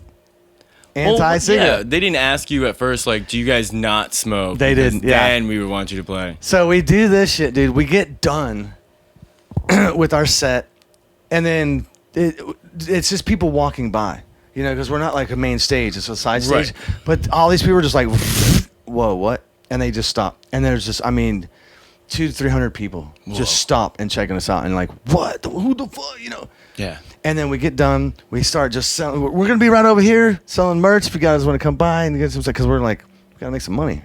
Of Take course. advantage Yeah, of this what are we shit. doing here? We just spent all this money on gas. So we get done, we saw this shit, and they just come up to us and like, man, like, that was insane. That people from Truth are like, do you guys want to do the rest of Warped Tour? And we're like, wait, what? Okay, first of all, you had us like with just one show. Yeah. Now you want us the rest of the Warped Tour. Like, this is one of your first stops. They're like, yeah, the rest of the 50 states. We're like, are you fucking for real, man? And they're like, yep, we're for real. Like, you guys are amazing. And so we're like, all right. And we were like ready to party balls, like with the, you know. But no more everybody. cigarettes. No, that didn't happen. So anyways, we're like, yeah. So we freaking leave. They're like, we're going to be in Arizona. Their next stop was Arizona. They're like, we're going to be there in 2 days. If you guys want to come, we can't give you a lift or anything, but like if you guys can make every show, you can play whatever show you Were want to they play. going to pay you as well? Is merch. Okay, so you're just selling a lot of merch there. All our kind of merch. thing, yeah. Then we had Still- our manager. worth it. No, because we'd sell a lot, and our Yeah. manager was just like making shit fast as he could, and so we go fuck. Okay, so we left. We just hauled ass after the show. We're like, well, we gotta go. Like, this is fucking serious. So we didn't even get to hang out, party, nothing. We just got in the van after we were done, packed up, you know, said hi to a few people, and you know, whatever, and then we went home. That was Monday. We went home right after the show because we played about like 2 or so. And then got home, and then we all like, hey, I got to call my boss. Right. Yeah. Like, hey, I got white good news calendars. and bad news. Like, what's the good news, man? I remember my boss was really cool. I was working at Lowe's at the time. And he was actually really cool. He's like, what's the bad news? I go, I have to quit. And he's like, well, what's the good news? I go, we just played a show in Houston last night in Warped Tour, and he was younger. He knew it. He knew what Right. Warped Tour was. Yeah. And I go, we just got offered to play Warped Tour for like every freaking day. And he goes, dude, that is awesome. Yeah. He goes, you go, dude. Go do it. That's understandable. So we packed up and just grabbed what we could and then got in the van and we drove straight to Arizona. Played Arizona, killed it, and then we went from there to San Diego. We played in San Diego Warped Tour, and there was a dude walking in the crowd, just like that's how we were getting our crowd, just people walking Right. by. He stopped and watched this whole time. I remember him exactly because he's just kind of a crazy looking dude. His name was Mel. And he had these crazy Elvis glasses. Back to Elvis. He had the Elvis like shades, but they were by a company called Blackfly, which we ended up getting sponsored by. Whoa. But it's just a glass company, like like a Ray-Bans. Right, But they're yeah. huge, and like there's Von Zipper and all that stuff. So we get done, and we're just standing there like just selling tons and tons of merch. And then this dude comes up and he goes, "Who the hell are you guys?" And we're like, "Oh, we're Coexist. We're from Austin." And he goes, "How? You're playing with these? You're on this Truth thing. He goes, how'd this happen? And we go, well, and we told him the story I just told you, exactly how it happened. And he goes, what the fuck? He goes, are you serious? Y'all just dropped everything and now you're on tour doing this shit with Warped Tour. And we're like, yeah, this is our dream. This is what we want to do. He goes, when y'all fucking get done with your Warped Tour, call me up. I'm going to fucking sign you. And we're like, he work for? And again, we're like, wait, yeah, sure, okay, whatever. Yeah, you can do Warped Tour. He's funny. Yeah, that's what they Warped Tour said. But then wait, we did do that. And then they said we could do, and then we did. Okay, well, we'll call you when we get back. So we did, man, about like 40 freaking states, whatever, all over the U.S. And man, it was the most insane. That was like the beginning of like my rock star when you make it. Yeah, bro, you're on tour. And what's crazy is in the morning, Warped Tour. Yeah, they wake you up. They go, hey, breakfast is going to be here at 8. And then you got lunch at noon, and then dinner at this time. And it's all catered. I mean, there's chefs making all this shit. And you fucking you get your food, and you sit down, and you're like, hey, what's up, Billy Joe from frickin' Green Day? Hey, what's up, so-and-so from frickin' Bad Religion? Hey, what? I mean, you're right here, like right there. And you're just like trying to be like, play it cool, right? Yeah, what's up? Yeah, whatever. Just another musician like whatever, y'all. dude. And they don't care. Everybody's just laid back and cool. It's a fucking family. Nobody's like, oh, don't talk to me, you know? They're like, hey, good show. I happened to walk by and I saw you play. Yeah, punk rock is like that. Yeah, They're thanks, a really man. friendly community. And so we got done, and we got back home, and we called him, and we're like, dude, we're done with Warped Tour. It was freaking amazing. He goes, well, y'all ready to get fucking signed? And we're like, yes, sir. Yeah. Yes, sir. We're from Texas. Yes, sir. And so they fucking got us an apartment and shit and got us up there. And we went, and this is how we decided where we were going to live, because they're in Orange County, so there's like L.A., and we know L.A. We went through there. And I was like, dude, I don't want to live in L.A., like, unless you're like huge, you know. It's expensive, right? Yeah, and expensive unless you're huge. Still then. And so while we were going up to go to LA to go to Orange County, we stopped at a buddy of ours' house. We were like, hey, what are you doing? And he's like, what are you doing? I'm over here in Huntington Beach, California. And I'm like, well, we're about to be there too. He goes, what? And I'm like, yeah. So he had a house there, and he invited us over. He had a huge house, let us stay there. And he goes, dude, do you guys have gear and everything to like play? Like, there's a party across the street, like literally just happened to be perfect. A party across the street, they're having a house party. You want to play it? And we're like, you think they'll let us play it? And they're like, yeah. So we set up the PA and fucking played a show in this fucking house party and did what we did. Random. But what we were just doing, random, what we were doing on fucking Warped Tour. And dude, we were all, that was another story I was going to get to. When I called them up and told them, like, yeah, 21 to 25. And then I was 33 at the time, dude. But I didn't tell them. I didn't tell them. They were just like, they didn't know your age for how long? A good while. They didn't ask, because I mean, you know how young I look now. I'm like 47, dude. Yeah. So back then when I was good. 33, I looked like around that age. You know, and then finally they're like, what? You're fucking, well, who cares now? You're fucking bad at, like, whatever. So we play this fucking house party, dude, and they just went ape shit. They were fucking doing like, what do you call, not stage diving, but like when there's the whole fucking house was packed with fucking people, and chicks were jumping backwards, and they were holding crowd the girls surfing. up. Yeah, crowd surfing. And it was so fucking small that the girls were like touching the ceiling. Holy and with shit. their feet like, don't hurt me. Yeah. So they did that, and then after that, dude, we were like, they fucking were like, who the fuck, y'all are amazing. Because we were like Warped Tour material when Warped Tour was fucking at its peak, you know? Yeah. So, and then especially in Cali, Warped Tour is huge in Cali. You know, I think it started there. It's Vans, Warped Tour. So they were just like, fuck. So we instantly had all these fucking fans, dude. It was insane. And so we were like, fuck LA, let's move to Huntington. So we told the label, like, you know, I remember we went, it was Christmas. We went to Christmas and we played a show. They were showing, like, this is our new fucking band. This is Coexist. And then I have pictures, I can't find them, but of us signing our fucking contract in Orange County. And they're like, damn. And they're like, where do y'all want to stay? We got to get you a place. I'm like, we want Huntington Beach, man. Like, it's close to here. It's close to LA. We want to fucking stay in Huntington Beach. So we got a fucking big ass apartment on Alabama Street, 1515 Alabama. God damn, dude. And did that, and then we ended up doing Warped Tour from 2003 to 2007. So Yeah. pretty much, yeah, every year after that. Yeah, because that thing is like just year round. Like you Right. go and you do like 50 fucking Yeah. states. So we would do little tours up and down the coast. We would come back here to record more shit to Austin, and then we'd book shows all the way from like Cali to Huntington Beach all the way back into Austin, and then we'd book shows back. So we'd make money while we were coming back here to record. But our fan base now was in Austin because they left Norman to come to Austin because they're like, we can't make anything in fucking Norman. It sucks there, right? It's a cool little town to visit, but you're not gonna make it. It's pretty cool. Now I went to go play a Psych Fest out there. Really? They got it's cool, but as an far as artsy making place. it's cool, it's but too as far small. as living there and making it, exactly. it ain't gonna happen. There's not enough venues to play at. No. There's not enough people to come to like just sell out shows. Some really beautiful women up there, but that's about it. Just surprising. No, sorry, Oklahoma. You're probably the most American place I've ever been to. Oh, dude. When we used to drive up through there, because we'd go play shows up there, because they were from there, so they had friends, and then we created. From all their friends from when they used to play there, they already had a little fan base, right? But then we drive up there in our fucking 15-passenger van with the Texas plates and like blinker, just trying to get over, and like fuck you, fucking. Yeah. I'm like, what the fuck is that? Oh, Texas. Yeah. They'd see our plates and be like, "Fuck, you can't get." They hated us. Texas is Texas. As far as in our van, they'd see the rest of plates. 50. Well, it's us and OU. Yeah. They fucking hate us. Yeah, I know. UT, It's OU. fucking football. Yeah, Looking that's all it bullshit. was. It was just that. It wasn't us as the band. It was Texas plates, fucking UT.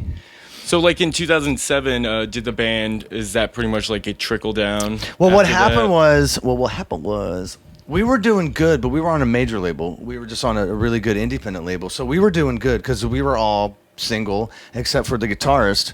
He had 2 kids and a wife.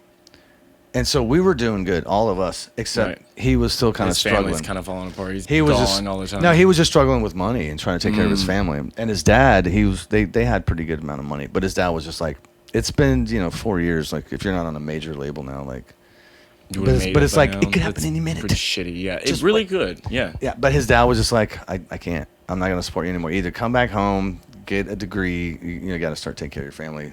I can't help you forever. Fuck. And so he quit. And that was the one band I was telling you about. Like it was like a motley crew. Like we're a fucking gang. Yeah, and I won't be in any other band except my fucking Coexist band because we're fucking brothers. And when he left, we're like, that's it. You Get can't another keep it going. guitarist? Nope. It's not gonna work that like Nope. that. Yeah. It just wouldn't. You'd His have to style. reset. Yeah. It's like, he was no Jimmy Page, but he was a badass. But it was like probably getting rid of unique, Jimmy Page. Unique like how you are as a drummer Yeah. and how you really changed it up when you joined that band. Getting a new guitar player would have definitely done the It same just thing. wouldn't have. It Yeah. wouldn't. We could have made it, but our heart wasn't in it. It's We're great Like, that, we like- were just so bummed that we were losing our brother. Yeah. But you have recordings at least, and that's the greatest part is that you We got have to tons. do this and We the have tons of memories. stuff. And I'm sure there's live videos out there. Yeah, YouTube. There's tons of stuff. But yeah, so that's what happened. And then when that happened, we were just like, fuck, we were just bummed. And then I remember I was so bummed, which I thought I'd never do. I sold my freaking whole kit. Holy shit. Yeah, That's I some was just real like, depression. I wasn't really working anymore. We weren't playing. We weren't making money. I was like, not and you have gonna to go start all over with another band, which is Well, not only that, I didn't even think of that, which is weird. I didn't even think of like, well, I got to get another band. I didn't even think of that. I was You're just like, just it's heartbroken at done. this Yeah, I point, was yeah. heartbroken, dude. And I'm like, what the, I don't even want to play music right now. It was that bad. I was like, I don't even want to fucking play music. So I got rid of my drums. I was like, fucking, I sold them. My DW kid, I'm like, fuck this shit. And then I was like, well, I got to get out of here because I don't want to. What am I going to do now? Am I going to go get some day job? I just did Warped Tour Go for back 4 to fucking Lowe's. years. Yeah. Yeah. Well, fuck. Well, I hope. Well, it didn't last forever. We know that because you're here with us right now today. But what was it, like a year, just kind of sitting there in limbo? No, well, that's funny you said in limbo because that was the band that I forgot to mention. That was the band that I That wasn't the literally- band that you joined when you were in limbo. No, after Okay. Big Midget. No, before Big Midget. No, I think during Big You Midget. have too many bands. I felt bad for Big It's a Midget good because thing. they. Huh? I said you have a lot of bands, I but know. in some ways it's a good thing because you learned all these things from Yeah. it and you carry it on today. Yeah, but dude, all the memories that I have that I got to do, I got Oh, to do man. so much fucking shit Yeah. with so many different musicians, so many badass musicians. In my mind, you made it the success. Like if I could go on a major tour like that, Yeah. I'm like, No, I that fucking was did. the epitome It's of like, my career. I still haven't done anything to that level yet. 333 opened up for like some pretty well-known bands. I think you were saying Push Monkey. Well, 333. The singer for 333 is the singer from Push Monkey. Oh well, then that makes sense. Why you would Yeah, get somehow that we got that showcase. gig. Yeah. Thanks, Tony Park, for letting us see if I can play with you and your other band.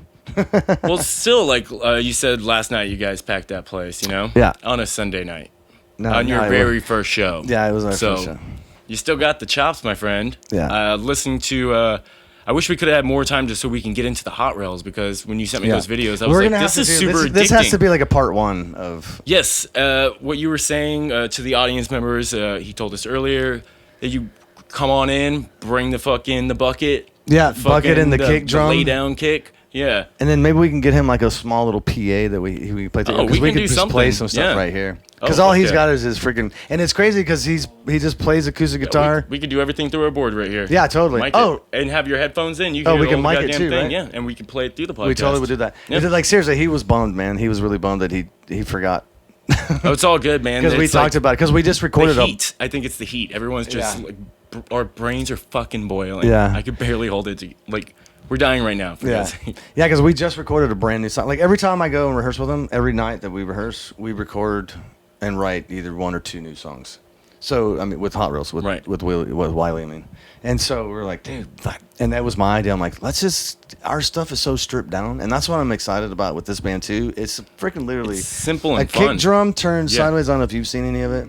You Yeah, I have? showed 'em. Yeah, dude, and fucking a bucket. But I got several buckets because I got to get up to the my height. Oh yeah, that's it's like some stacked on top of each other. But Yeah, it's like 3 buckets. pretty much all you need. It's really It sounds dark like a and fucking heavy. kit. Yeah, It's a kick and a snare. and the video is done on your phone, which Yep. sounds fucking good, dude. It sounds Yeah. real good. And we've I already was got listening some to a people lot of that it. are interested, like some connects that he has that want to get us in the studio. You need to, yeah. Yeah. And there's some fucking songs that I simple. write, but I'm trying to keep it as simple as possible. But there's one where I have an actual kick that I'm hitting like a kick, my hi-hat, and then the floor tom right in the middle, and then my popcorn snare, and then hi-hat. Well, that sounds That's good. another little thing Yeah. that one of the songs, I don't know if you've checked out my YouTube page, but it's on there. It's one of the first ones that we did. Yeah, But it's so- actually really cool too yeah. because it's so different. Kicks right here, and then instead of your snare, it's the tom. Because I'm just going, and then the hi hat, and then the little popcorn snare. Yeah. it's still completely different, even though it's not just the kick in the bucket. That's still so different. Who puts a fucking floor tom in the middle as a snare? And you do. Nobody. Yeah, nobody. In case But the any song- listeners are interested, you can find these on Miguel. Yeah, fucking I think- Gilly's. Let me see. It's my YouTube channel. Miguel Gilly. No, at hold on. Let me YouTube. check. I want to make sure. You want to do a job? Let me know. God. Work. Hold on. Let me make sure which library.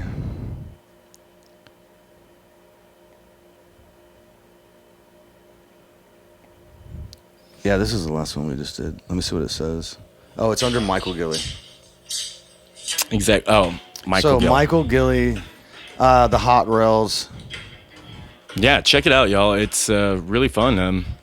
Some really. It's very laid-back, simple, different but stuff. it's good listening. good I can't wait to songwriting. record it. Yeah. The thing is, it's great songwriting, and that's, we're trying to do, like you too. Like their stuff is so simple, but great freaking songwriting. That's all it really needs to be, Yeah. like you said. And with some of the other stuff I do, like 333, it's so sometimes, but not that I don't like it, but sometimes It's it's different. busy, crazy, Different. Yeah. And this one, I was like, It's different, and this one sounds a lot fun. Like It is fun. It's, We have I mean, blast. they're all fun, but this one's just very interesting. You can just do it on the fly, and Yeah. it's something different. I get there And- and I just pull the kick drum out, and then I pull the buckets out. We're gonna have to get back together and fucking have you guys come in here and fucking play it, dude. I would love 'Cause we that. could fucking do that, and it'll be fucking amazing, dude. I would love that. Just let us know, man. And again, this time Miguel, we'll plan better. Like we didn't even get through your whole story. You're gonna Yeah, have to I'm not come even- back yourself. That's to only the talk first part of more the about band's- drums, man. Yeah, I'm 'Cause I down, could man. sit here and do this all day, but we're gonna have to wrap up this episode right now. But Yeah. thank you so much for coming Thank you, out, brother. man. It's fucking Appreciate it, man. pleasure Thank you, talking bro. to you. Yeah, let me And, know next yeah. time you're ready, man. I'm down. I'm gonna fucking hype this up and do it again for sure. And Yeah. for all you listening, please follow us on Instagram at BANGover Productions and on YouTube. And go ahead and give us a like on Facebook. We don't really care about that one too much. All right, thanks, y'all. Bye, guys.